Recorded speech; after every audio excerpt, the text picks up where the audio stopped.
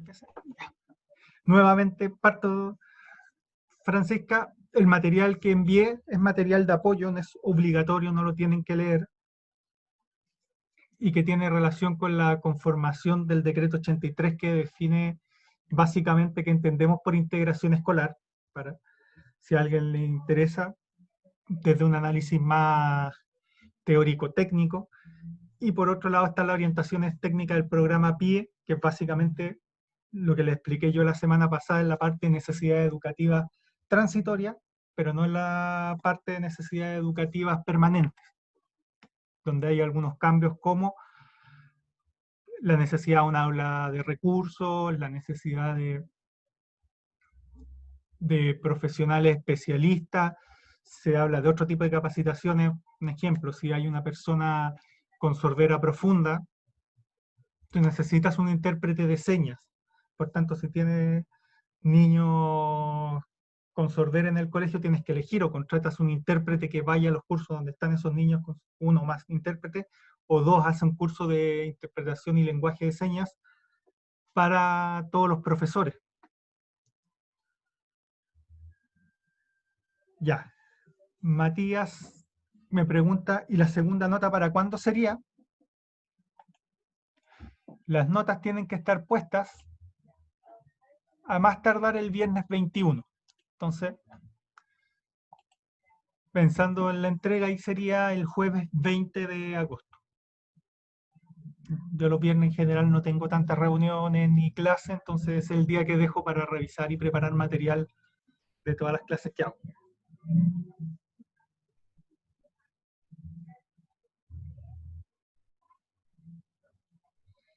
Ya, no te preocupes. Profe, Sí, disculpe, Francisco, de nuevo yo. no te preocupes. Representante del curso. No, lo siento que tengo muchas dudas.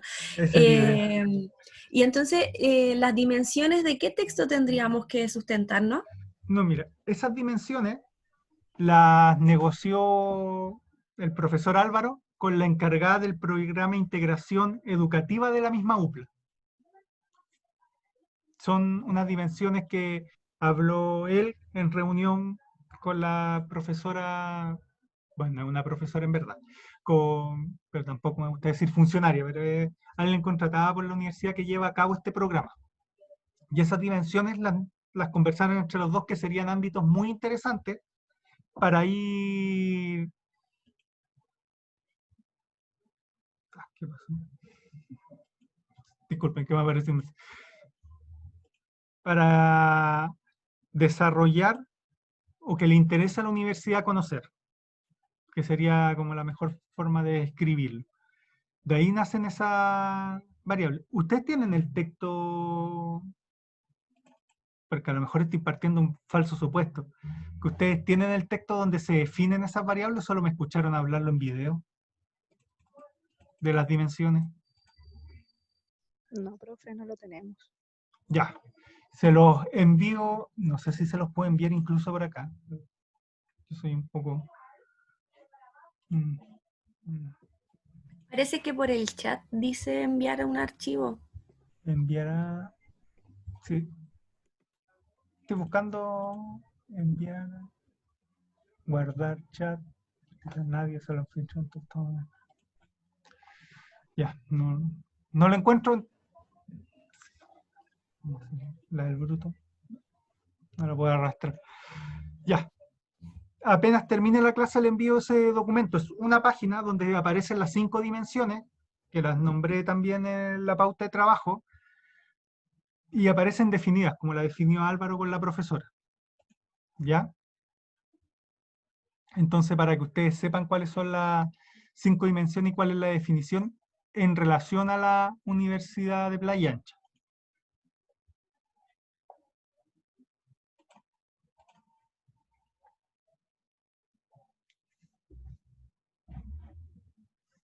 No sé si ahí te pude aclarar algo, Francisca, o quedaste más o menos con las mismas dudas. Sí, profe. No, es que no sabía de dónde había que sacarlas, por eso era mi duda. No, no te preocupes. Está bien que lo plantees porque yo partí un falso supuesto de que ustedes ya conocían esas dimensiones. Profe, ¿Sí, Anita? El programa de integración de la UPLA se puede ver por la página de esta, ¿o no? Se supone que sí, pero el tema es que el programa de integración de la UPLA es muy antiguo, a ver, trabaja bien dentro de los recursos económicos que tiene la UPLA, pero por ejemplo no tiene integrado todos sus elementos. Por ejemplo, no tiene integrado el PASE, que está considerado un programa de integración socioeconómica, porque es un programa externo. ¿Cuál es el tema del programa de integración de la UPLA? Que se basa en muchos proyectos y trabajan para para el Estado y no solo para la Universidad de Playa Ancha. O sea, no, voy a explicarlo mejor. No son solo recursos de la Universidad de Playa Ancha, porque si fueran solo recursos de la Universidad de Playa Ancha son constantes en el tiempo y se mantienen inalterables según el presupuesto de la universidad. Como son programas estatales, pueden durar 2 años y cortarse o pueden durar 10 años, dependerá de por cuánto tiempo se negocie y por cuánto se renueve cada vez. Por ejemplo, el PASE el año pasado tuvieron que hacer la postulación de nuevo. Nuevamente existe un programa de ingreso por PASE, pero eso tiene una renovación de cada 2, 3 años. Por eso no aparece todo lo que hace, pero sí está en la página de la universidad. De hecho, está en el link. No sé si te contesto, te dejo más clara, Anita. Sí, profe, gracias. Ya. Recuerden, me interrumpen nomás, yo estoy mirando el chat y por vos si tienen alguna duda o consulta del trabajo, del funcionamiento de la universidad o del programa PIE.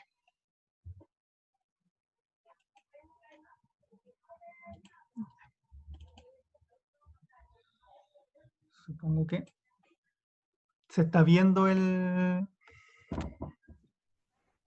Sí, el profe, se PDF. ve bien. Voy les mandé las orientaciones técnicas del programa PIE para que también puedan conocer, a los que les interese, cómo funciona o qué exigencias y qué enfermedades o discapacidades o habilidades diferentes, dependiendo del profesional que lo diga, son parte de las necesidades educativas permanentes, que en verdad son discapacidades físicas, TEA y sordera profunda, o temas de nivel de inteligencia de déficit intelectual, este sea leve o moderado. Así que ahora vamos a ver los conflictos y dificultades que hay en los programas PIE en todos los colegios. Y que estas son las tensiones que se ven sometidos el programa de integración escolar. Recordemos que el programa de integración escolar parte de una ley que plantea que uno de los objetivos transversales de todo el proceso educativo es integrar a distintos estudiantes. Esto tiene que ver, si hacemos un poco de historia, a ver, imagínense a los profesores en dictadura. Los profesores en dictadura eran considerados comunistas, un foco de rebelión, el colegio de profesores era visto como casi un nido de subversivo. Por tanto, la dictadura intentó hacer todo lo posible para reventar, desprestigiar y hacer poco importante la labor docente.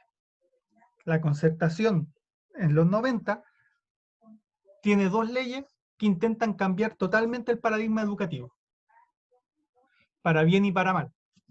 Como la mayoría de las cosas que hizo la concertación, se quedaron muy cortos en lo que decían, pero en comparación a lo que había antes, en un salto increíble. La primera ley que firmaron en educación fue subirle el doble al sueldo de los profesores. Ustedes dirían que buenas personas son los tipos de la concertación. El tema es que ganaban tan poco en dictadura que subirle el doble no fue mucho gasto para el Estado. Y de hecho, por mucho tiempo el sueldo de los profesores para ser profesionales, que estuvieron 5 años en la universidad, es bastante paupérrimo. Y eso que en el año 90 le subieron de un día para otro el doble el sueldo. El segundo gran ley que los gobiernos de la concertación insertan tiene que ver con la universalidad de la educación en Chile. ¿Qué quiere decir? Que hasta cuarto medio todo niño en Chile tiene derecho a estudiar hasta cuarto medio. Y de hecho, si los niños desertan, en mi rol de psicólogo, yo no solo soy psicólogo PIE, sino que soy el encargado de convivencia, por ejemplo, me tocaría hacer una denuncia porque esos padres no están cumpliendo su rol básico, que es mandar a su hijo al colegio. La verdad es que esa denuncia nunca me ha tocado hacer, sí en otros casos como violencia intrafamiliar, abuso sexual, pero no en el tema de la deserción escolar, pero hay colegios que viven otras realidades. Entonces, existió la universalización de la educación. Todo niño en Chile tenía derecho a estudiar. ¿Cuál es el problema de eso? Que rompía con un paradigma básico de la educación que tenía que ver con que los niños que no, voy a ponerlo bien entre comillas, que no les daba intelectualmente, por capacidades, para estar en la educación se le echaba. Simplemente, y probablemente ustedes lo alcanzaron a vivir como estudiantes, si ustedes no sabían, quedan repitiendo, y si quedan repitiendo 2 o 3 veces, terminaban yéndose al colegio. Existía una lógica, por así decirlo, de segregación, a pesar de que se quería que todos los niños en Chile estudiaran, porque básicamente está la idea a la base que si estudiamos tenemos más herramientas para el mundo laboral, podemos producir más valor agregado a los productos que tenemos y la economía crece y todo ese sentido economicista no es por buena onda que se educaba a la gente. Entendiendo eso, hubo un problema. Los colegios pensaban, y eso más o menos toda la década del 90 hubo ese problema. Los colegios pensaban en la lógica de echar a los chiquillos problemáticos o que no se adaptaban a clases. Por otro lado, había una ley que los obligaba a tener, y apareció probablemente el mejor negocio en un momento que hubo en Chile, fue tener colegios subvencionados. Porque la educación pública echaba a todos los alumnos problemáticos y en algún lugar tenían que ir. Y al final pasó al revés. Se hizo tanto trasvasije, los colegios subvencionados se vendieron tan bien que pasaron a ser como un escalón casi privado para gente que no alcanzaba a pagar un privado, y al final todos los chiquillos que antes el sistema público echaba, terminaron volviendo al sistema público, y el sistema público se quedó sin los mejores estudiantes, los estudiantes que más se adaptaban al sistema educativo chileno, que tenían buenas notas. Esos se fueron, paradójicamente fueron los que terminaron saliendo de los colegios públicos, y los estudiantes que eran problemáticos y que el sistema público por mucho tiempo intentó deshacerse de ellos, ahora es su gran foco de matrícula, lamentablemente. De hecho, ahí la idea de nuestra estratificación educativa, donde los estudiantes están los estudiantes de padres con mucho dinero estudian con otros niños con padres con mucho dinero, la gente de clase media en todas sus nomenclaturas que existen en Chile, los de media alta estudian con los de media alta, los media media estudian con la clase media media, y los de media baja con media baja, los pobres con pobres, y así. Con esa realidad, en los años 2000, 2005, 2008, se intentó hacer otra reforma de educación, pero esta vez basada en la idea de integración escolar. Es decir, que los colegios no se deshicieran, por así decirlo, de los estudiantes que tenían dificultades, sino que fueran capaces de generar herramientas en esas comunidades educativas que facilitara la integración de estos estudiantes con distintas capacidades. Y de hecho se ha creado todo un lenguaje de que es muy bueno tener gente diferente. O sea, que si tienes a puro homogéneo, causa más problema que tener y administrar la heterogeneidad con personas, qué sé yo, que si le tomas una prueba de inteligencia sale brillante con alguien limítrofe. Está comprobado científicamente que ese niño que tuvo nivel intelectual limítrofe va a terminar subiendo su coeficiente intelectual si se junta con chiquillos que tienen un nivel de inteligencia normal.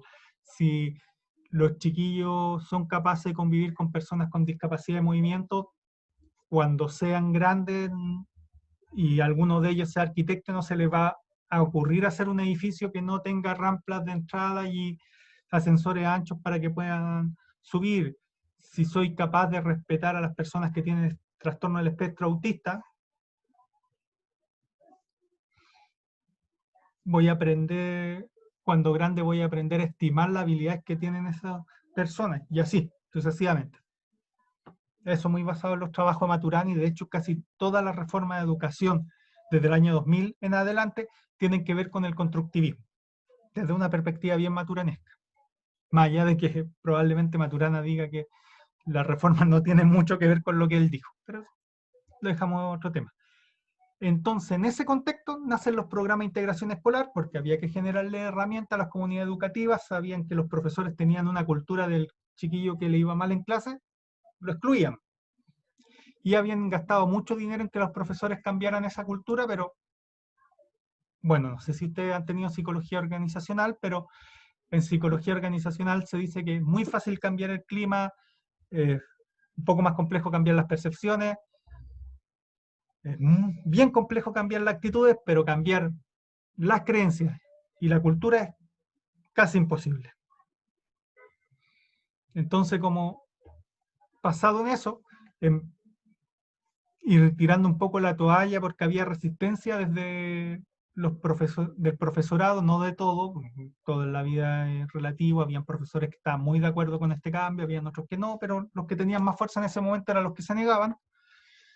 Se crean los programas PIE, es decir, programas donde profesionales que no son docentes, bueno, eso entre comillas, porque las educadoras diferenciales tienen el título de profesoras, la verdad, pero profesionales que no son profesores de aula, entran a los colegios.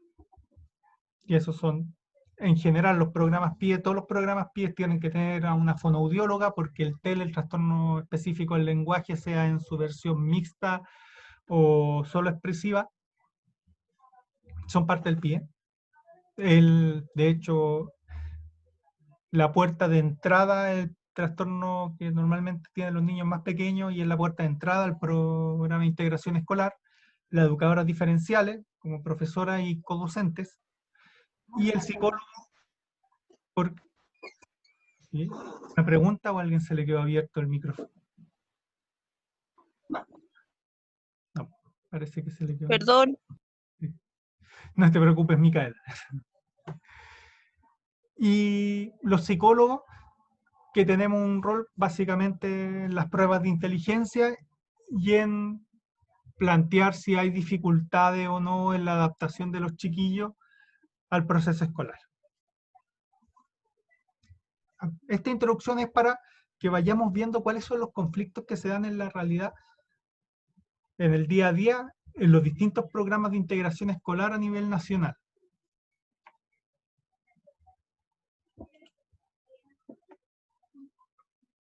Ahí sí.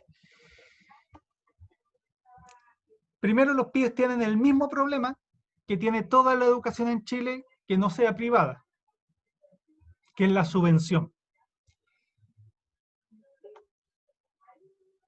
Voy a partir del supuesto que ustedes manejan bien este tema, así que voy a ser súper rápido para explicarlo. Si no lo manejan tan bien, me avisan.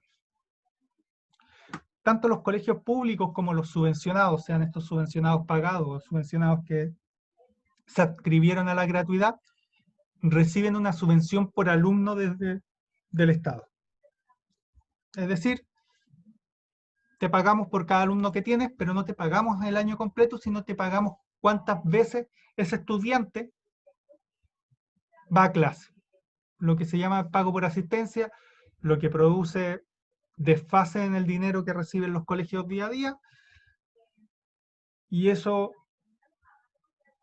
puede afectar el presupuesto de un colegio y tiende a tener la versión bien perversa de que los colegios tienden a mentir en la cantidad de asistencia que tienen, porque si baja mucho, no se bajan también el ingreso al colegio, además que la subvención escolar está muy específica a que se tiene que gastar la mayor parte de esta en los sueldos de los profesores.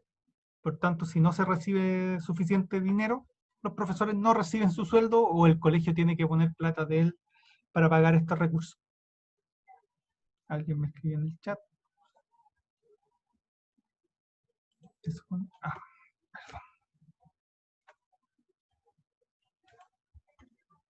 perdón.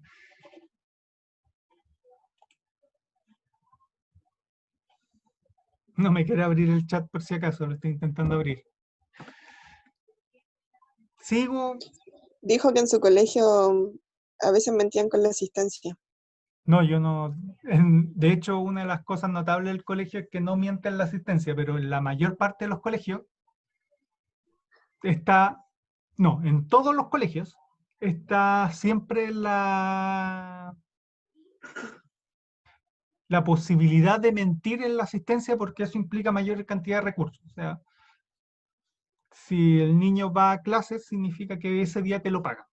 Si no va a clases, no te lo pagan y eso produce fluctuación. O sea, por lo menos yo que estoy más metido en la realidad escolar, el día de lluvia, no sé qué les pasó a los niños. A mí cuando yo era pequeño me mandaban, si había tormenta eléctrica, se desbordaba el estero, me mandaban a clase igual. Yo soy viñamarino por si acaso. En la actualidad llueve, y estoy hablando de una llovizna, y te baja fácilmente el 30 al 40% de los estudiantes que fueron ese día. Entonces, esa es la idea subyacente de la subvención, que te pagan por el estudiante va a clase o no va a clase. El tema es que eso produce fluctuación económica y ningún colegio está dispuesto a aceptar, qué sé yo, si yo el día miércoles, que el miércoles recibir el 60% menos de dinero, entonces está siempre el incentivo perverso de ir mintiendo en la asistencia. El PIE tiene el mismo problema. No te pagan el día a día de la atención, sino que te pagan la cantidad de chiquillos que tú tengas ingresado en el programa PIE. Y está definido por ley que no puede ser más de un 10% de la matrícula del curso. En verdad un 15, perdón. En 30 niños en el aula, eso implica máximo 5. ¿Esto qué quiere decir? Que a todo colegio le conviene, si tiene 30 estudiantes por sala, le conviene tener a 5 estudiantes con un trastorno PIE. No le conviene tener 4 porque reciben menos dinero, pero ellos le tienen que seguir pagando un equipo mínimo de profesionales que tiene que haber en el PIE, que está definido por ley, que son una educadora diferencial por el ciclo, es decir, si tiene una educadora diferencial con 36 horas, quiero decir, que eso normalmente alcanza para 2 cursos. O sea, si el colegio tiene primero A y B, va a poder estar en primero. Si tiene solo un curso por ciclo, tendrá que tener primero y segundo. Perdón. Si tiene un solo curso por nivel, tendrá que estar en primero y segundo. Y si tiene 4 o 5 cursos por el nivel, qué sé yo, que hay un primero A hasta un primero F, va a tener que tener más de una educadora diferencial para primero.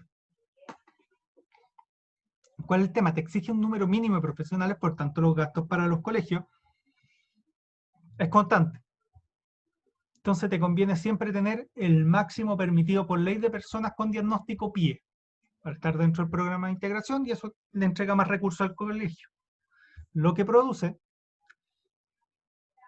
un doble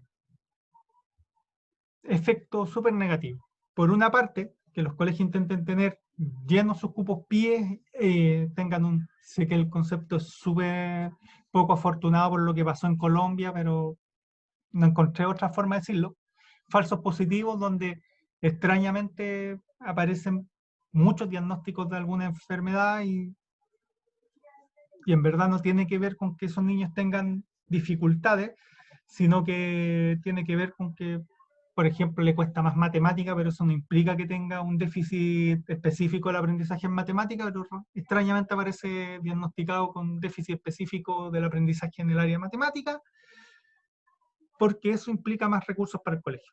Te pone en una situación súper incómoda como profesional, porque, por ejemplo, yo hago las pruebas de inteligencia, por tanto, si un niño me sale con, qué sé yo, con 82 puntos en el WIS, que eso sería un coeficiente intelectual en el rango normal lento. Pero si tuviera 79 puntos, sería limítrofe. Lo pongo, le bajo 3 puntitos y lo pongo en limítrofe o no. lamentablemente hay muchos profesionales, tanto la psicología como la fonoaudiología, como la educación diferencial, que le bajan el puntaje a los estudiantes para tener llenos los cupos para recibir más dinero. Pero también se da el caso contrario, como la ley dice que no puede ser más del 15%, ¿qué pasa si tienes 6 niños con problemas? Tienes que elegir a quién dejar afuera. Si son 7, tienes que dejar 2. Y tienes que esperar, y como, por así decirlo, por el decreto 83 se calcula que el tratamiento mínimo que debe tener un estudiante con un diagnóstico es 1 año, lo esperable son 2, máximo prorrogable 3, es como mínimo vas a dejar a un niño que necesitaba ayuda profesional sin atención durante 1 año, con todos los componentes de frustración, de dificultades escolares, sin el apoyo específico de un profesional del área para ayudar a las dificultades que tiene ese niño. Pero ahí uno podría burlar el sistema igual, porque supongo Sí. que así como en el otro curso me faltan 2 y en este me sobran 2, yo podría como no cambiarlos de curso, pero quizás hacer algo que sea más legislativo, como de, no sé, de teclear algo distinto y en verdad darle el apoyo que necesitan los otros niños, porque igual la subvención en sí está como súper mal hecha, primero que te paguen como por asistencia del niño, o sea, igual el profesional tiene que trabajar y va a seguir trabajando en ese caso, vaya el niño a clase o no vaya el niño a clase, porque tiene que llevar un registro. Entonces como que siento que en realidad el sistema es el que está como ejecutando mal la subvención del PIE, por decirlo así, como que igual obliga un poco a los profesionales a cargo a tener que mentir en esas fichas. Muy bien, Francisca, el espíritu revolucionario. Me alegro. ¿Qué te diría una persona más idealista? El idealismo está mucho más, es más característico con las posiciones de derecha, por si acaso. Es que el idealismo, si yo soy capaz de romper las reglas por el bien superior del niño, ¿cuántas son las posibilidades de que, como ya me acostumbré a romper reglas, no las rompa también en beneficio propio?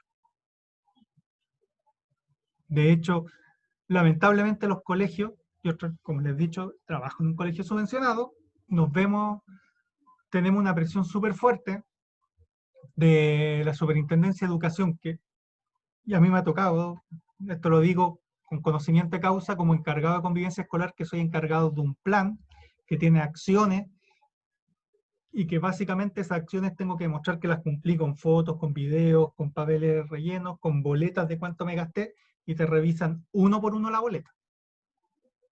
Y si tú pones una lista de asistencia a esa actividad, van y buscan el libro de clase y ven si ese día el niño estaba presente o no, y hacen triangulación, porque básicamente lo que plantea Francisca puede que yo esté de acuerdo. El tema es que la mayor parte de los colegios se fueron para el otro lado y sobre representaron el número de niños con problemas para tener más dinero.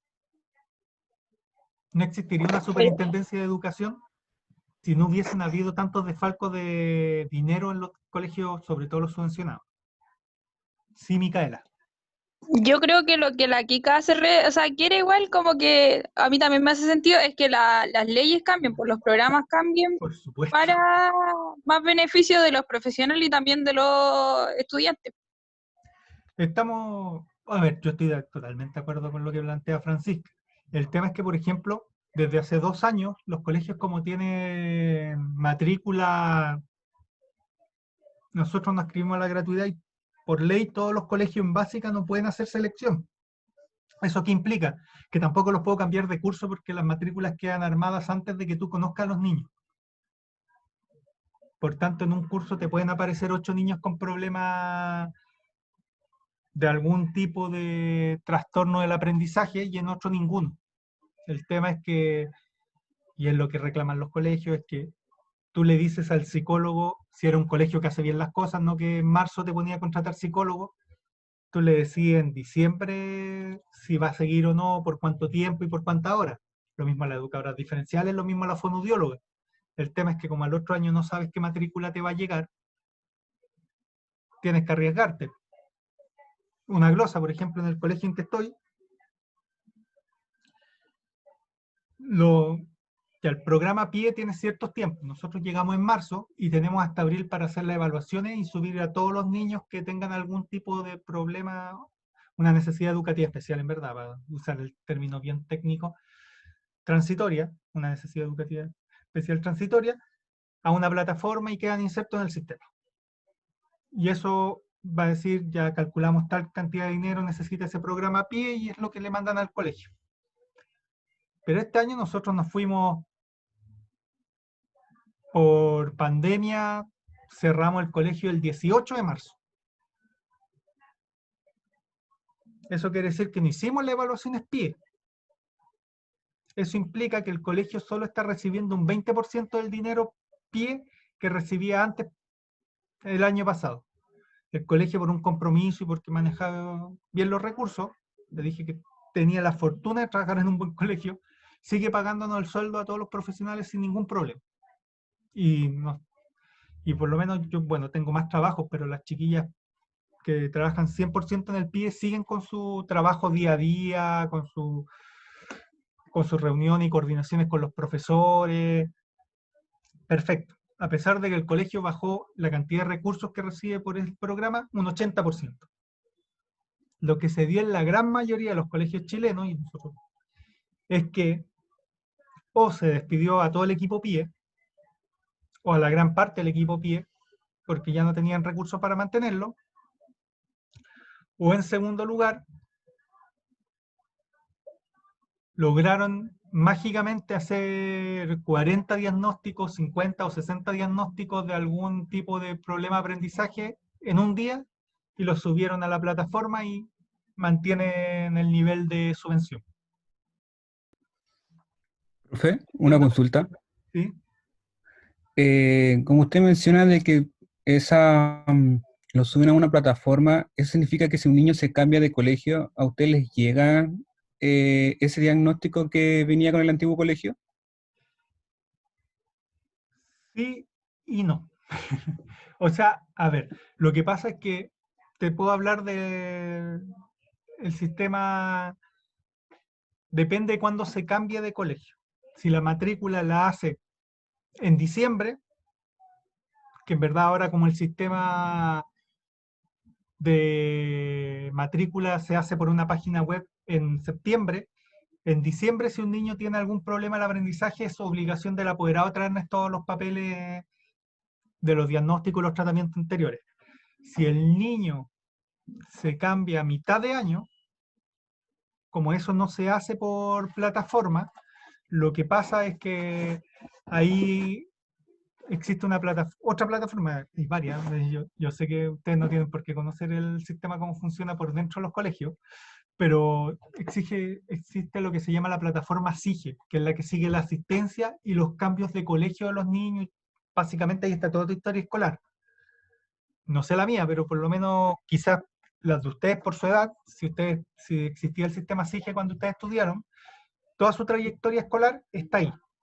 Entonces, si tú te cambias a mitad de semestre, ahí al colegio nos llega automáticamente, por así decirlo, el niño, su diagnóstico, si hay cupo PIE, que entre inmediatamente a PIE y qué trabajos han hecho con él.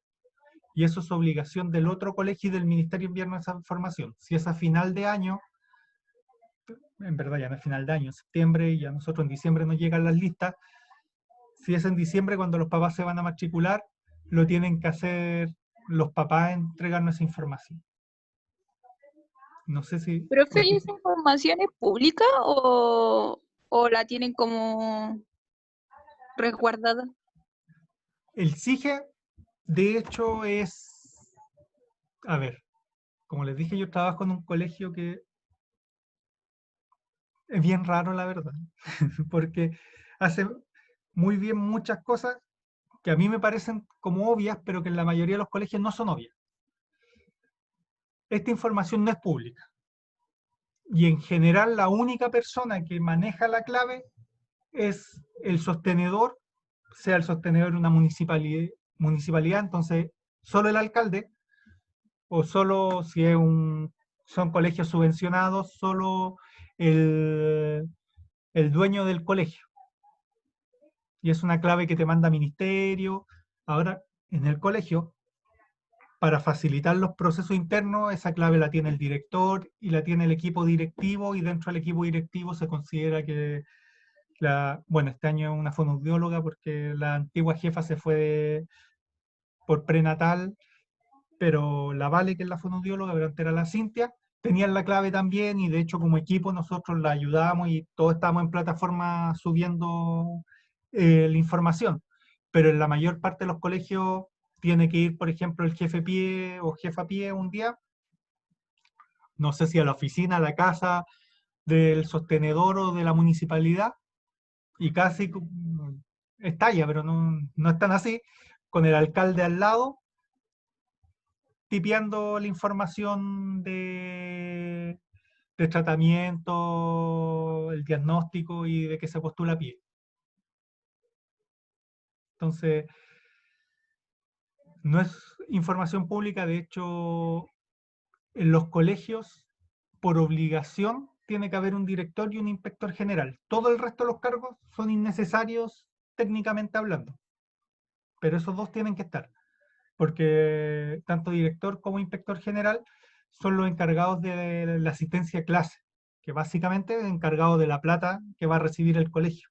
Por tanto, son sancionables legalmente si se mienten las listas de clase, y son los encargados, teóricamente, deberían ser los únicos para tener acceso a eso.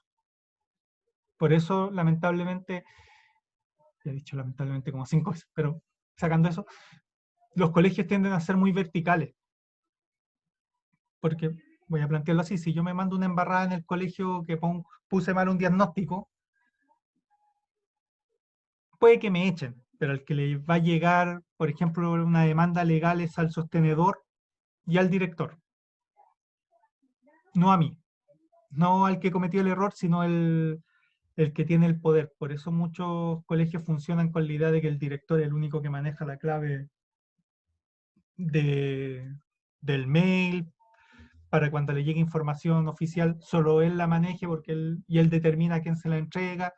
En cambio, nosotros, por ejemplo, en el colegio en que yo trabajo, la secretaria, que en ese sentido es muy eficiente, tiene la clave, y por ejemplo, si llega mail del juzgado por algún caso que yo he judicializado, me lo rebota inmediatamente. Pero eso dependerá mucho de la cultura de cada colegio. Pero la información es teóricamente súper secreta y solo una persona tiene la clave para entrar. Ahora, si el colegio lo quiere repartir o no, va a depender de la realidad de cada establecimiento educativo. Espero haber respondido sus preguntas, Micaela y Matías. Me voy a apurar porque está un poco más lento, pero agradezco mucho las preguntas porque hacen más interesante la clase. Nuevamente partimos con un dilema que es clásico en la educación, que tiene que ver con la cantidad versus calidad. Ya la semana pasada les vocé un tema de que, por ejemplo, la fonoaudióloga puede atender, según las directrices técnicas, hasta grupos de 5 estudiantes por media hora. Aunque el ideal, y lo que se plantea, es que trabaje individualmente con un estudiante. Entonces hay colegios que hacen muy bien las cosas, y que la fonoaudióloga, cuando trabaja trastorno específico del lenguaje, sea mixto o expresivo, trabaja con un solo chiquillo durante 1 hora con ejercicio para desarrollar las distintas dificultades, además que el TEL es de muy lento avance, pero ahí está la fonoaudióloga. Pero hay otros colegios en que te ponen 5 chiquillos por 30 minutos. Y esto en general lo sufren mucho las fonoaudiólogas, los psicólogos que trabajan tanto en las corporaciones municipales como en los conglomerados educativos, esos conglomerados que tienen como 20 colegios. Porque esos conglomerados quieren ganar la máxima cantidad de dinero con la mínima inversión. Yo donde trabajo, el colegio es subvencionado, pero la mayoría de los colegios alrededor son municipales. Y por ejemplo, todos los psicólogos que conozco trabajan en 2 colegios. Las fonoaudiólogas y las terapeutas ocupacionales les va peor, trabajan en 4 o 5. Entonces entenderán que en el papel yo digo que cumplo con las prestaciones que me exige el ministerio, pero es muy distinto trabajar con un niño de forma personalizada que conoce el nombre, que conoce su historia, a trabajar con con 5 chiquillos por media hora en un colegio, tener que agarrar tu auto, tomar un colectivo o tomar la micro, irte a un colegio que queda 6 cuadras más allá para trabajar por media hora con otros 5 chiquillos. Entonces, como da tanta libertad, o sea, como plantea mínimos, y dependerá del colegio cuánto es el máximo al que quiere llegar, se da en muchos casos, primero, una explotación laboral rampante, y en segundo lugar, que las intervenciones tienen muy poco efecto. O sea, yo no me imagino, como psicólogo, trabajando con 5 niños a la vez, por media hora que me manden otros 5 chiquillos que tienen problemas totalmente distintos, que son otros recursos, trabajando por media hora con otros problemas, agarrar, bueno, yo no tengo auto, la verdad, agarrarme un colectivo o una micro, ir a otro colegio, llegar, con suerte tomarme un vaso de agua y por media hora atender a otros chiquillos.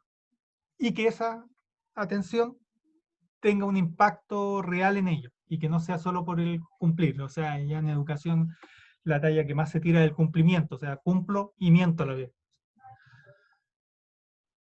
Y este es un problema estructural de Chile, o sea, no es solo en la educación, es donde ustedes se lo imaginen, es que no hay incentivos para los resultados positivos. O sea, por ejemplo, si en el colegio que trabajo, qué sé yo, hay un niño con trastorno del déficit atencional, hacemos un trabajo extraordinario y el chiquillo pasa de estar a punto de repetir a ser el primero del curso, el más proactivo, presidente de curso. Bueno, nosotros no tenemos presidente en verdad, tenemos delegado por curso dentro de un gobierno estudiantil. Ser el delegado del curso dentro del gobierno estudiantil, aparte el mejor deportista. Pongámosle que logramos que un chiquillo que tenía todas las dificultades del mundo pase a ser el estudiante ideal y que reciba todos los premios a final de año y esas cosas. El ministerio no te premia por eso. De hecho, nosotros lo tendríamos que egresar, lo que técnicamente es un castigo, porque dejas de recibir el dinero que tenías por hacer bien la pega. Entonces siempre hay en todo, Sename, CONACE, el Servicio Nacional de la Mujer, que ahora cambió, se me olvida el nombre actual, en todos los programas sociales no hay ni un solo incentivo para que hagas bien la pega.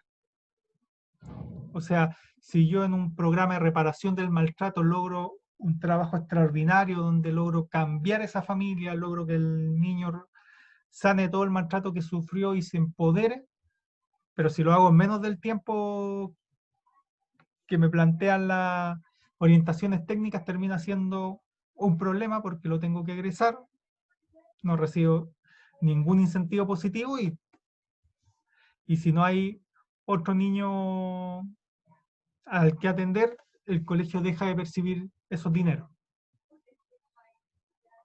Entonces, súper complejo cuando hacer bien el trabajo implica un perjuicio económico y no al revés.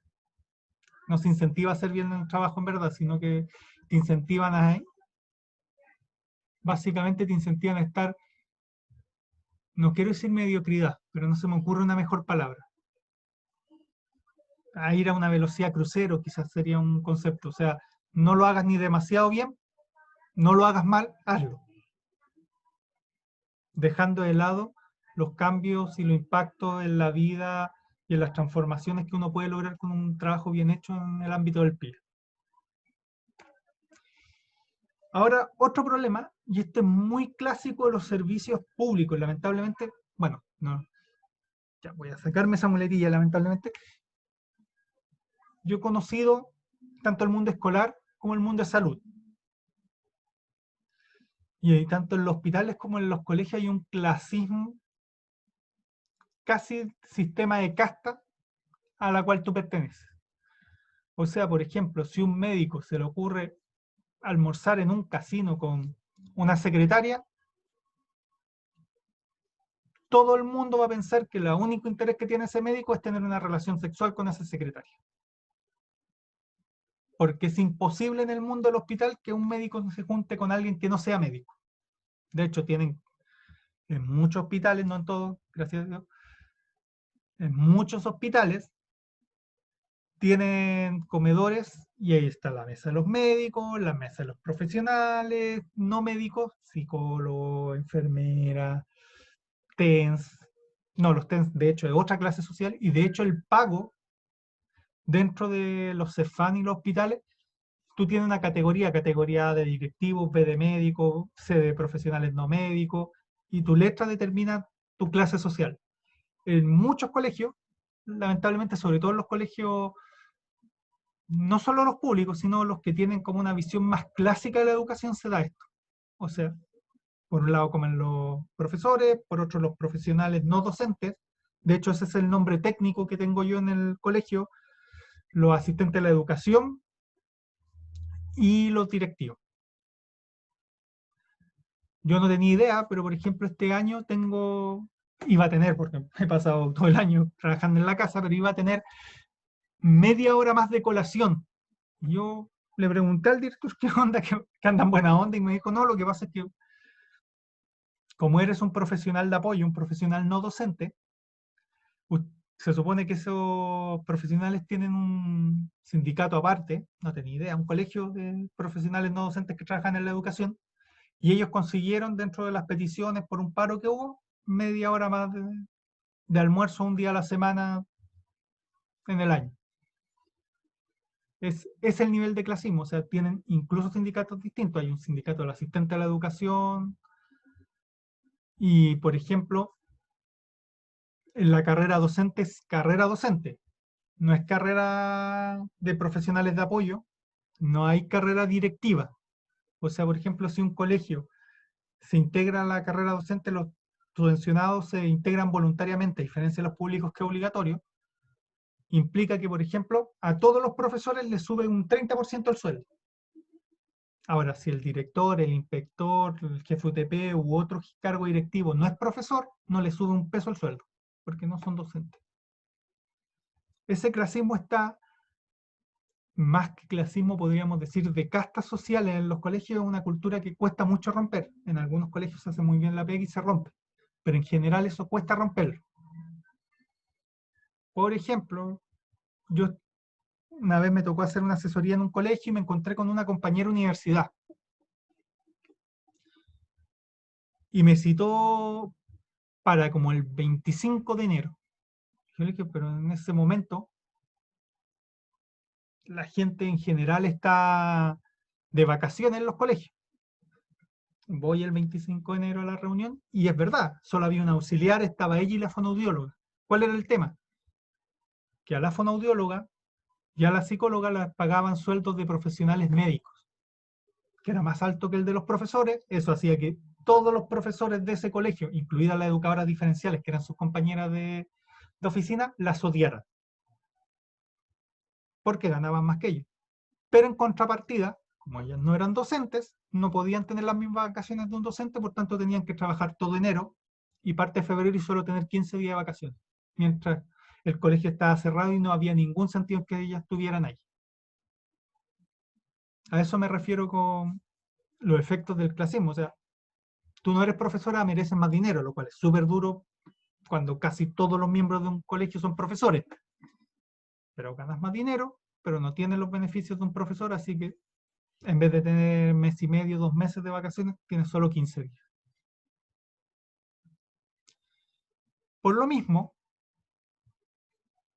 a muchos equipos PIE le ha costado muchísimo entrar a cambiar las prácticas de aula. Recuerden que el programa de integración escolar se basa, o su pilar máximo, no es la atención individual del niño con problemas, es el cambio de las prácticas de aula a partir del diseño universal de aprendizaje. Es decir, que la forma en que el profesor enseña en la sala abarque tantas formas distintas que todos los niños, a pesar de las dificultades que tengan, puedan aprender. Y para eso tienen el apoyo en el aula de una educadora diferencial. Pero eso implica que imagínense una sociedad totalmente basada en castas sociales, una persona de una casta inferior a la tuya, te venga y entre en tu sala y te diga que tienes que cambiar. entenderán que eso tiende a producir muchos conflictos. No en todos los colegios, o sea, por ejemplo, yo en el colegio que trabajo, yo gano el mismo valor hora que los profesores. No gano ni más ni menos. Y por tanto también salgo de vacaciones los mismos días que los profesores. Pero esa es una excepción, no la regla. También están la extensión humana y los tiempos escolares. Por ejemplo, los programas PIE tienen como directriz técnica que las educadoras diferenciales tengan, tienen por ejemplo 8 horas a la semana para trabajar en tercero básico. De esas 8 horas a la semana tienen que estar 4 en el aula, 2 preparando material y 1 hora trabajando con el profesor de matemáticas, por ejemplo, o con la profesora de matemáticas vendiendo el curso en el colegio, y con el profesor o profesora de lenguaje, 1 hora, planificando qué van a hacer, qué actividades. Eso suena muy bonito en el papel. Pero, por ejemplo, las dinámicas escolares son súper tensionantes, o sea, muchas veces el profesor tiene que atender a un apoderado, y si el colegio no es ordenado y no tiene horarios de atención a los apoderados, eso termina siendo normalmente en el tiempo del PIE. Planificar clase en conjunto implica cierto nivel de confianza, y si no se caen bien,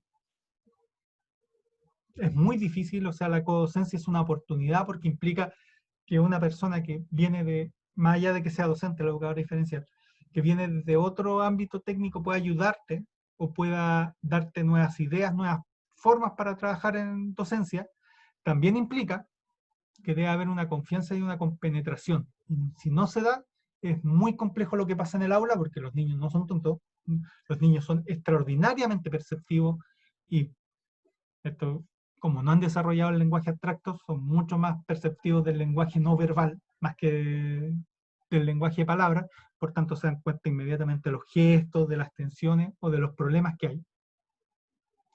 Y por otro lado, y esto tiene que ver mucho con la cultura escolar, los profesores a lo que más miedo le tienen, pero es un terror casi, tiene que ver con la evaluación.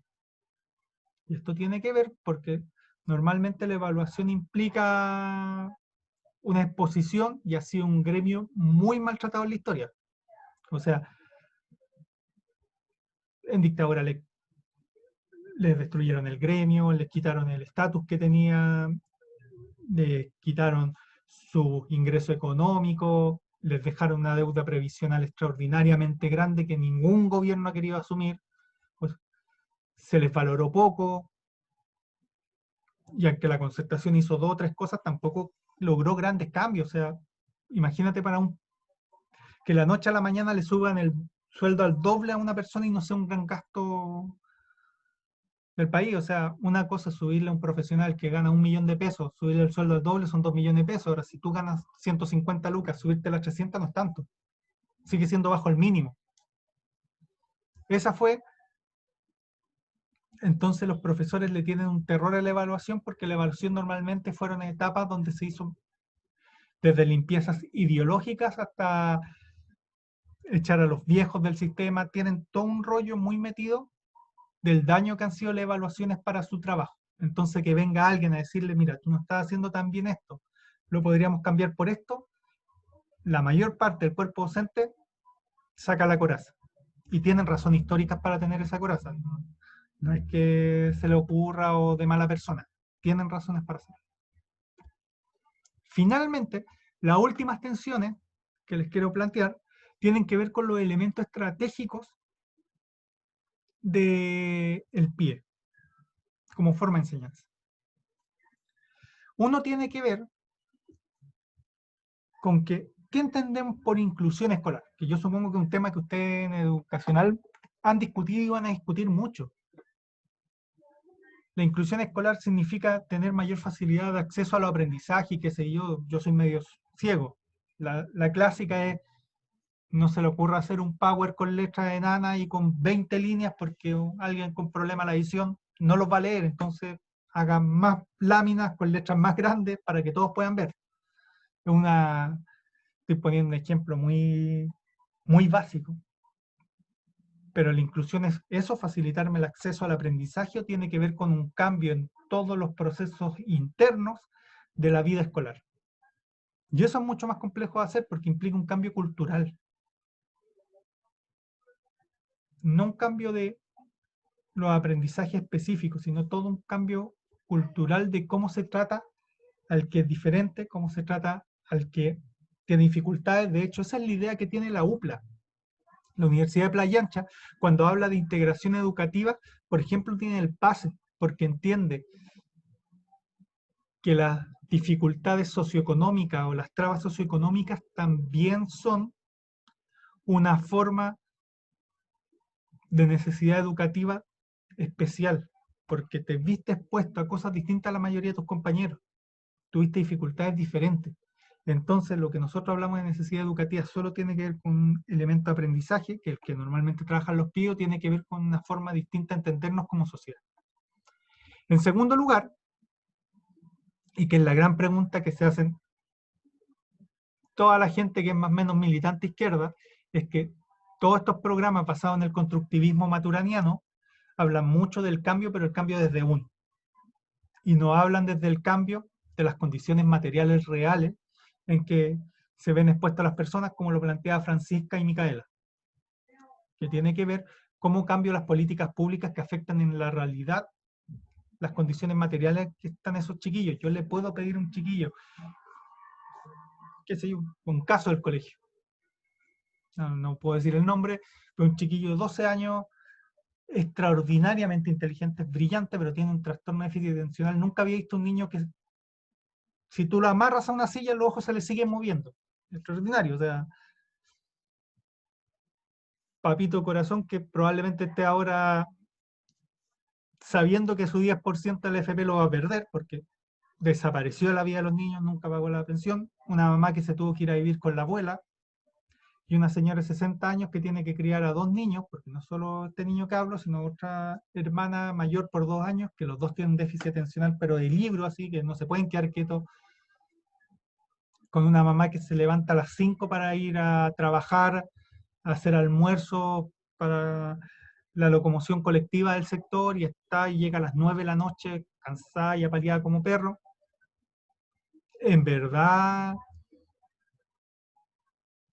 y una abuela que no tiene la herramienta de crianza y muchas veces prefiere que los niños, cuando están demasiado desordenados, salgan del departamento donde viven y se vayan a jugar a la cancha, donde hay niños mayores, donde hay un tipo de lenguaje y un tipo de actividades que yo no quiero para esos niños.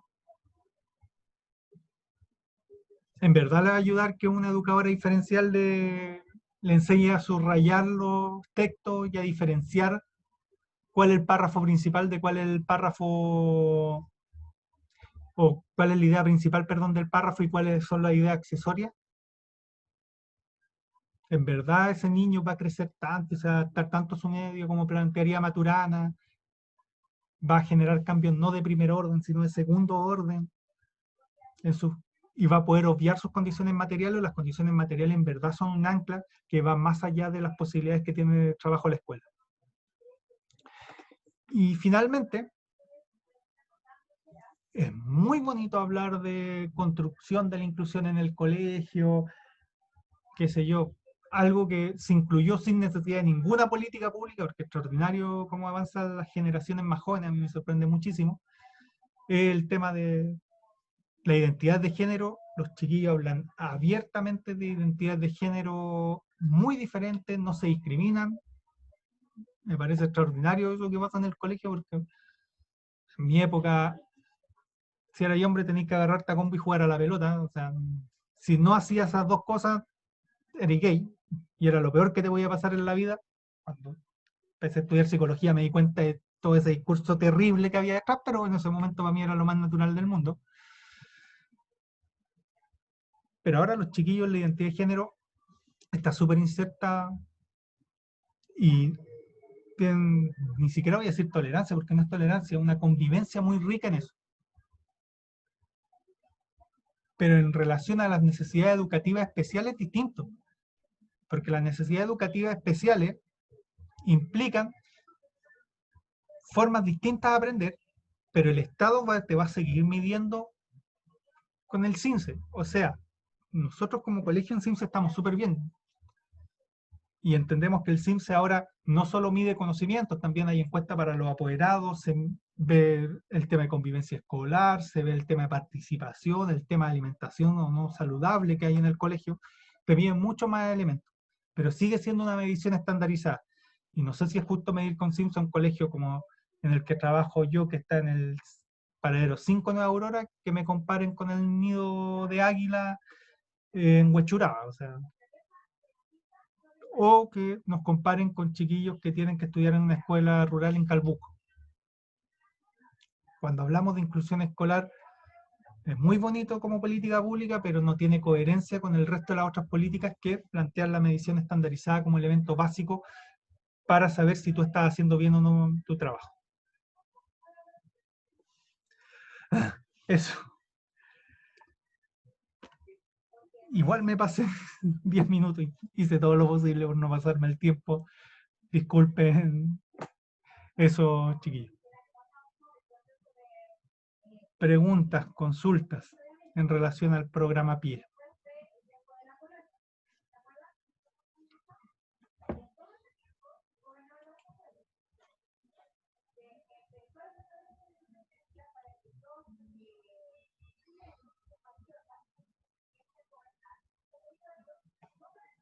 Los perdí. No, profe, yo creo que el programa de integración no es tan integrador, no es tan inclusivo, la verdad, porque igual con todos esos peros que tiene y todas esas cosas como más, ¿cómo decirlo? Como más formales quizás, en realidad como que te limita harto al quehacer del profesional que tenga que ejercer ahí dentro del programa. El problema es que con eso normalmente te ponen una disyuntiva súper ética. Es, acepto trabajar dentro del sistema y espero cambiarlo desde dentro antes que el sistema me cambie a mí, o prefiero estar fuera del sistema sin poder influir desde ahí en los cambios y puedo decir todo lo malo que está, pero si no estoy ahí no puedo generar cambios real. Porque nosotros tendemos a decir, no, el mundo de la idea, el poder discutir de los temas, pero claro, lo primero que te va a decir un profesor es frase, pero clásica, es decirte, te trabajó en un colegio. Sabe que estar con 30 chiquillos, con 5 con déficit atencional, o que se yo en primero básico, 5 con trastorno específico del lenguaje, e intentarle enseñar a leer, y lograr que 2 de esos chiquillos sepan leer al final de ese año escolar. Y eso es uno de los temas, por supuesto, que son tensiones éticas que uno tiene que llevar y que te van a tensionar como profesional, como persona. Recuerden que hay datos terribles, tanto en salud mental como en educación. El 40% de los profesores recién egresados no ejercen más de 5 años su profesión y nunca más quieren entrar a una sala de clase. Es terrible, pero son los datos que existen. O sea, el nivel de estrés dentro del aula y dentro de las clases son muy altos, son muy fuertes e implican un compromiso, y que si uno no tiene claro un poco dónde va, que es lo que quería hacer hoy día para explicarle el programa PIE, muchas veces pues el choque es muy fuerte.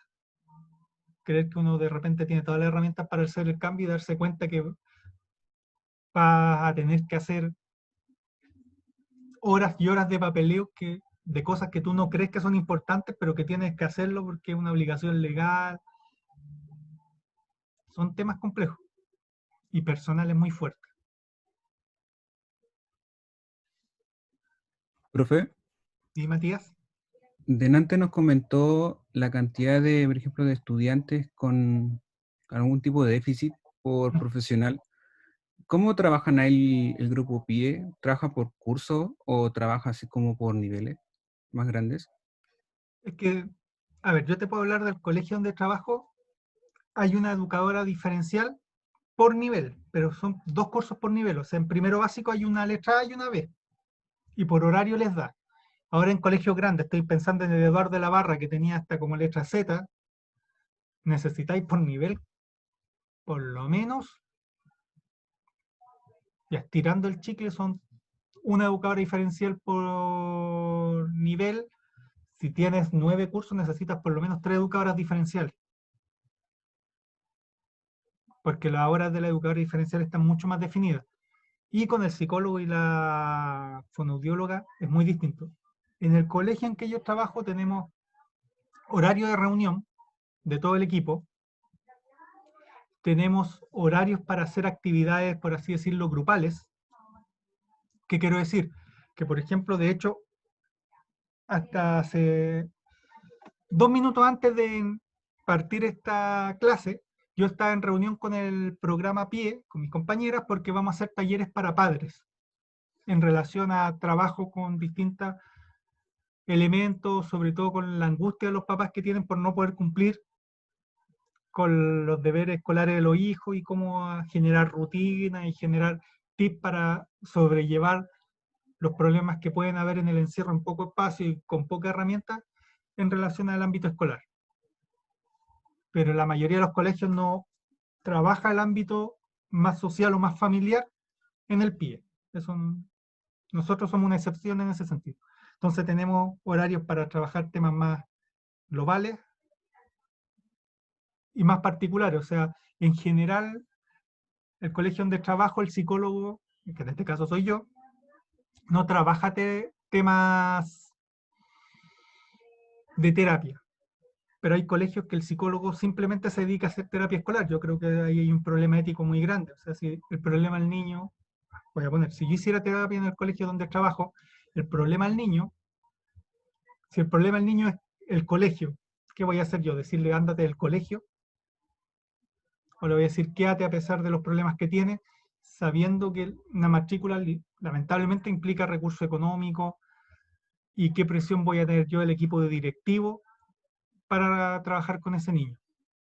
Entonces en el colegio que trabajo yo no hacemos terapia.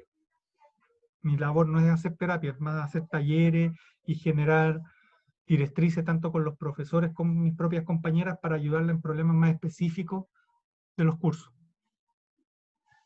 Pero en general, las educadoras diferenciales trabajan, si te hablo como el programa PIE estándar, trabajan con 3 cursos por separado y solo cuando tienen casos muy complejos le piden ayuda a la fonoaudióloga, que es como una asesora externa, o al psicólogo, que es como un asesor externo. Ahora, un trabajo probablemente bien hecho en PIE implica un trabajo coordinado de todos los elementos. O sea, yo puedo entrar al aula, de hecho hay profesores que me piden entrar al aula porque mira, tengo problemas con este niño, con este grupo de niños, en estas circunstancias, qué actividades podemos hacer. Tengo la suerte, porque ese trabajo ya lo llevaban años antes, o sea, yo llegué a algo bien instalado, ¿no? Yo no instalé nada por si acaso. No sé si con eso respondo tu pregunta, Matías. Sí, gracias. Profe, ¿Sí, Anita? ¿usted cree que las dificultades del PIE en las universidades sean mucho mayor que en los colegios? A ver, primero, en la universidad no hay PIE porque es programa de integración escolar, pero sí hay programas de integración estudiantil en la universidad. Y sí, yo creo que es mucho más complejo porque el docente universitario en general, mi experiencia, es que, sobre todo el más clásico, como el profesor que es el Dios profe, es muy cerrado a cambio dentro del proceso de aula. Por ejemplo, entiendo que psicología trabaja muy bien y a ustedes les mandan rúbricas, les mandan pauta de evaluación, que es lo específico. Pero a mí me pasó, por ejemplo, yo trabajé en la USACH, o sea, trabajo en la USACH, en la Universidad de Santiago, y la primera vez que entregué una pauta de evaluación con una rúbrica, mira, esto es lo que espero, me miraron como si fuera marciano, o sea, casi me dijeron, profe, usted trabaja en pedagogía, y yo me reí porque no tenía nada que ver, o sea, hice lo mínimo. Entonces, y esto en todo caso lo conversamos con la encargada de integración de la Universidad de Playa Ancha. Probablemente el estamento más resistente a un programa de integración en la Universidad de Playa Ancha son los docentes. Y el tema es que los docentes son, por así decirlo, los más poderosos porque tienen capacidad de voto para los decanos y los decanos tienen la capacidad de voto para el rector. O sea, no te voy a pelear con los profes porque si no, si el rector quiere pelearse con alguien, es más fácil que se pelee con ustedes como estudiantes o con los funcionarios, pero con los profesores implica la posibilidad de dejar de ser decano. O sea, perdón, la posibilidad de dejar de ser rector.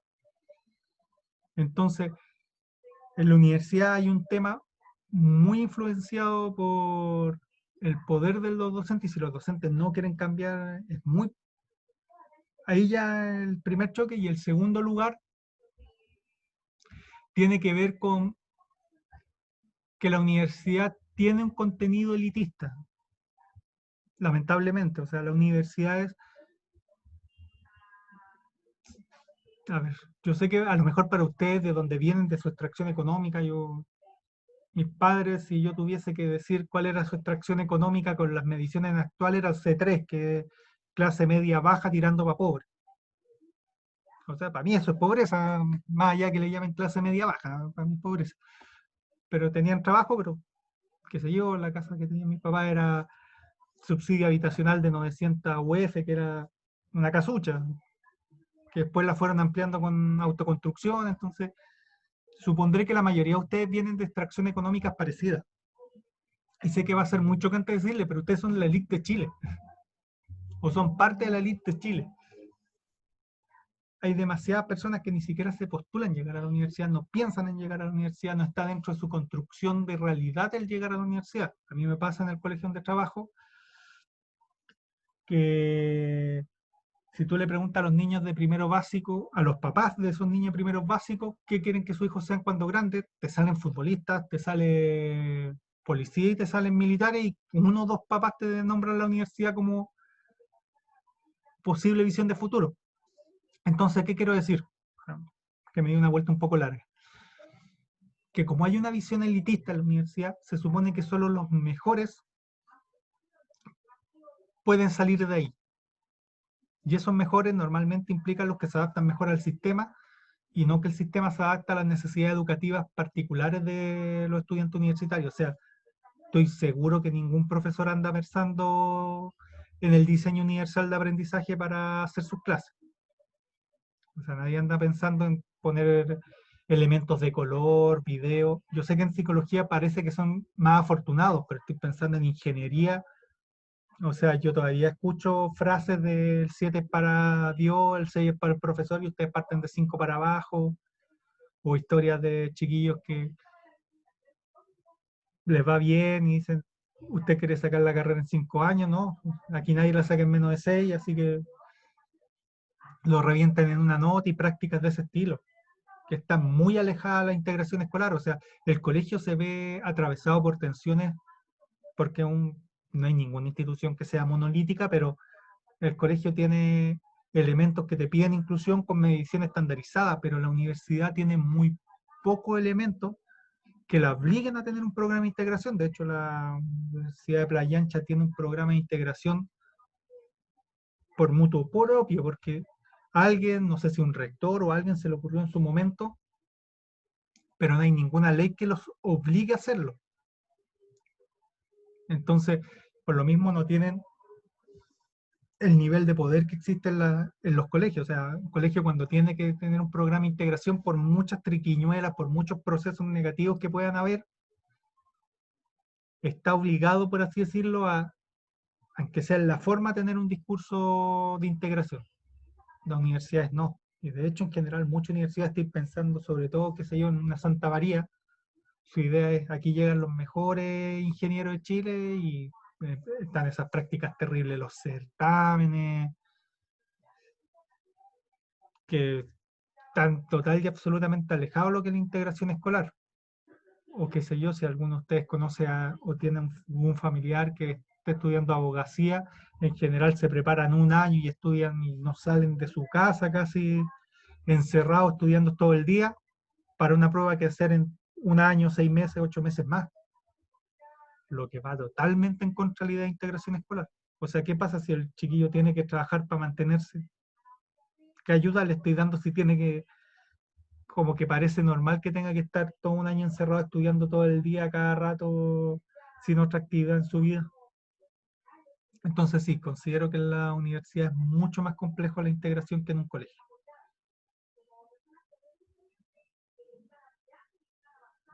Profe, una consulta. Sí, Bárbara. Hola, mire, lo que pasa es que por programa de integración educativo usted se refiere al PASE. No el PASE, ojo, el PASE es una parte. Hay un programa de integración educativo completo en un departamento de la universidad.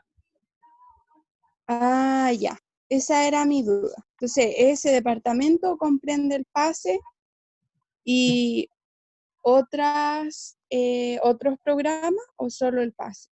No, otros programas. De hecho, el PASE, por así decirlo, sería como el programa intermitente, porque es un programa de gobierno, no de la propia universidad. O sea, el PASE, como dije, se lo tuvieron que volver a ganar hace el año pasado, porque es un programa en que se postula y que tiene ciertas características de postulación y responden al gobierno. De hecho, a ver, yo por qué conozco mal el PASE, porque un amigo mío, compañero de la universidad, es el actual director del PASE, el Rodrigo. Y el Rodrigo, por ejemplo, a diferencia de todos los funcionarios de la UPLA, él tenía que ir a trabajar a la universidad porque no era un programa universitario, era un programa del gobierno y el gobierno, a diferencia de la universidad, no cerraba, así que tenía que seguir, era el único que tenía que salir de la casa, tenía un permiso para hacer ciertas cosas y la universidad le pedía ciertas obligaciones. Por ejemplo, el que todos los miembros del PASE, todo el resto del equipo, firmara un papel que es un papel de honorario. Entonces él tenía que ir a la casa de todos sus compañeros, arriesgándose a cualquier enfermedad, o sea, agarrarse el coronavirus para sacar una firma todas las semanas para mostrárselo a la secretaria académica de la universidad de que están trabajando. Pero el programa de integración de la UPLA va mucho más lejos. Teóricamente, no se dan todas las carreras porque cada carrera tiene autonomía, pero hay carreras que tienen chiquillos, mucho trabajo con los chiquillos con trastorno de espectro autista, que fue por donde nació el programa de integración de la UPLA. Hay algunos programas que cuentan, hay algunas carreras que cuentan con intérprete de señas, el que haya ramplas y ascensores, más ya que funcionen o no, y ahí hay una discusión interesante. Ustedes que viven en la UPLA y que se pasean por ahí, el que haya rampa, el que haya ascensores, tiene que ver con que ellos tienen un peso en las decisiones arquitectónicas dentro de la universidad, dentro de lo posible. La idea de que haya proyectores en la sala para que se puedan hacer clases no solo como estoy yo ahora hablando, sino que también puede haber un apoyo visual, tiene que ver con algunos de los trabajos que están haciendo. Profe, y en ese sentido nosotros tenemos que escoger algún tema del programa de integración educativo o tenemos que abarcar todo el programa. Son 5 dimensiones donde a ese programa le intentaría conocer. Voy a plantear una. Implementación de políticas, no, a lo mejor ese es más. Vamos a plantear inclusión en el aula. Es una de las dimensiones que yo le pedí que eligieran. Indagar en las prácticas o estrategias para la inclusión educativa implementada por docentes con necesidades educativas especiales o en situación de discapacidad. Se espera identificar prácticas autogestionadas por los docentes y aquellas sugeridas por la unidad de trabajo de inclusión educativa en las instituciones de la educación superior. Entonces, por ejemplo, a ustedes les interesa mucho el tema de inclusión en el aula. ¿Qué prácticas autogestionadas por los docentes existen? Entonces ustedes, por ejemplo, para levantar información sobre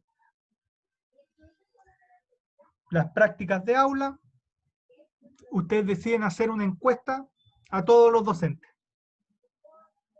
Y en la encuesta, o a los docentes de psicología, y a los docentes de psicología, en la escuela de psicología, dentro de las prácticas de aula, y hacer una encuesta que pregunte en relación si los docentes piensan en los chiquillos con necesidades educativas especiales cuando hacen las clases, cómo se refleja ese pensamiento, en qué práctica se refleja, porque probablemente en el querer quedar bien, sí, yo pienso en todos los estudiantes. Pero pues ya, ¿qué práctica en el aula tiene usted pensando en los estudiantes? ¿Crea algún tipo de material, genera pautas? ¿Qué hace? Para ver si se dan o no. Ese podría ser el estudio. Entonces ustedes cuando me justifiquen, por ejemplo, la viabilidad perfectamente sería porque ustedes le van a preguntar a docentes de la carrera donde estudian. Vale, perfecto.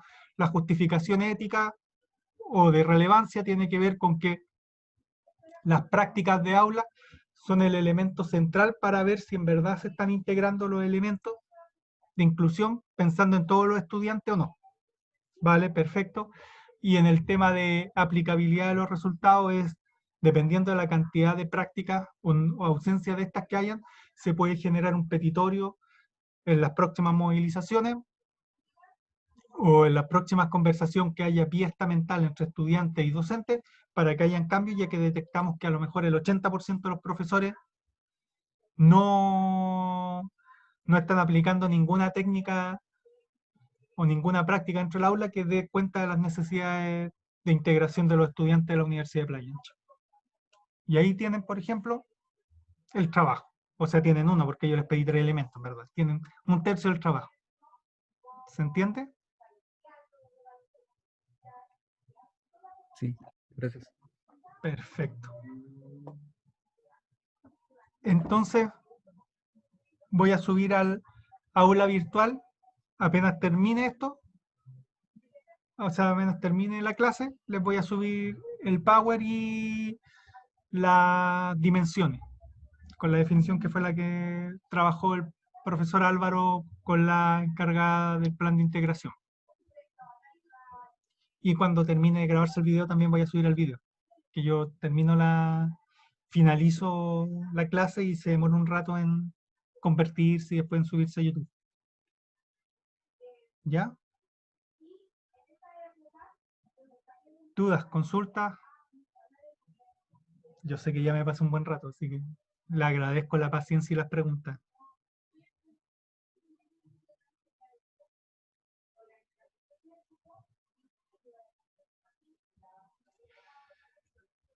Andrea Espinosa. ¿Pueden incluir a personas de otras secciones? Lo hablamos con el profesor Álvaro, pero vamos a evaluar cosas un poco distintas. Entonces,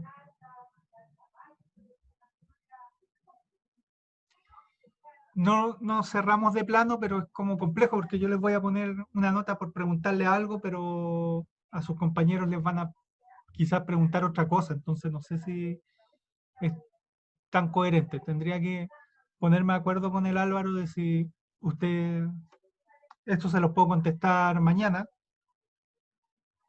llamarlo y decirle, mira Álvaro, hay un grupo específico que me pide hacer el trabajo que le estoy pidiendo y yo te evalúo a estos 2 chiquillos de tu curso, si estás de acuerdo o no. O no sé cuántas personas de la otra sección estás pensando, Andrea.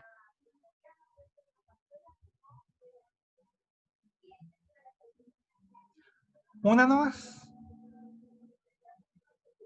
Mire, llamo al Álvaro, lo que pasa es que yo hoy día tengo clase, ahora tengo media hora, y tengo clase de 1 a 2, después de 2:30 a 3 y después tengo una reunión de 4 a 5. Entonces el día va a ser bien largo, así que... Y sé que el Álvaro hoy día más encima tiene clase hasta como las 7, entonces lo voy a llamar en la noche y te contestaría mañana. ¿Te parece, Andrea?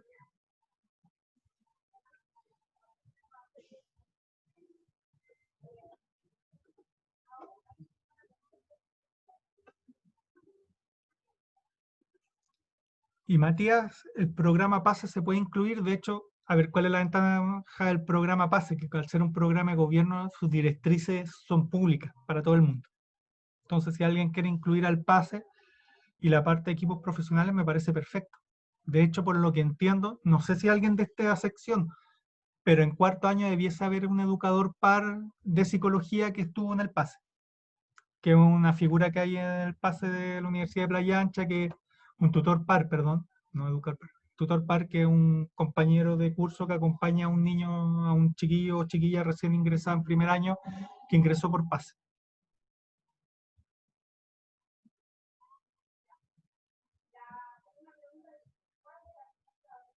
Ya. Entonces, lo dejamos así por hoy día. Fue un gusto. Agradezco mucho las preguntas porque hacen mucho más agradable la clase. Hablar una hora frente al monitor sin que nadie te pregunte nada. eh, Llega a ser medio surrealista. Así que muchas gracias por haber preguntado harto hoy día. Y nos estaríamos viendo la próxima semana. Alguien levantó la mano. Bárbara Nicola Alfaro Martínez.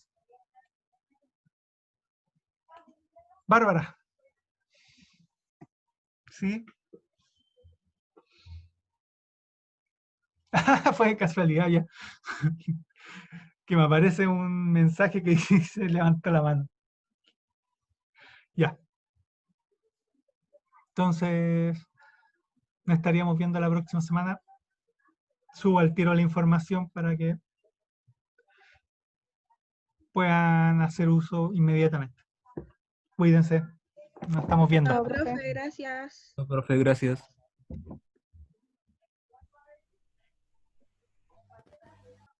Chao, profe, gracias. Chao, Andrea.